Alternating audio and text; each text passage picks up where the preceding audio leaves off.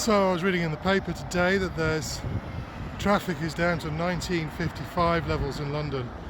I'm not quite sure that's true. If you're in Morden, busy as ever really. But there you go. Hey there, it's Jason Gorman from Codemanship with another video update.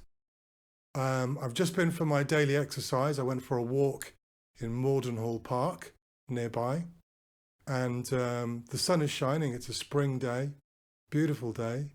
And walking through Mordenhall Park and around that area, the lockdown seems to be holding. People are obeying the rules. And I wanted to talk about that today. Rules, in particular rules of software development or rules of development teams. So the purpose of the rules in a lockdown is to stop us from hurting each other, basically. So one rule, for example, is we need to keep at least 2 meters away from other people when we're out. And that's so that we don't infect other people, and of course so that other people don't infect us.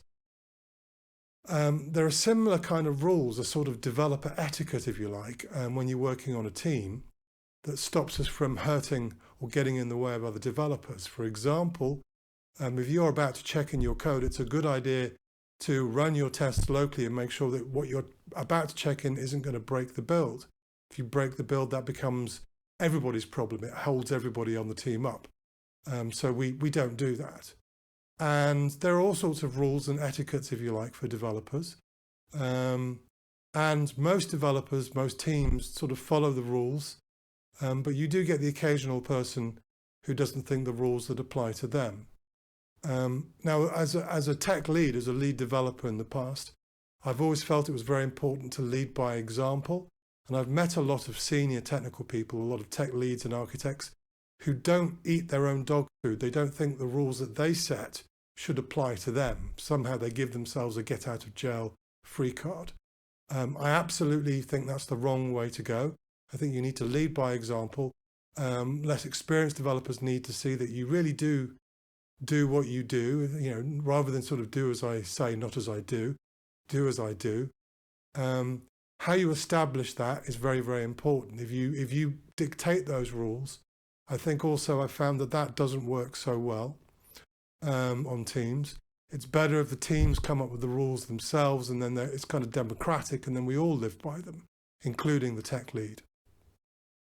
That can be done with a team charter, for example, at the beginning of development, or with mob programming. Mob programming is a great way to establish rules, sometimes tacit rules. It's never explicitly said in the room, but we might see, someone sets an example, and from that example, we all kind of move forward.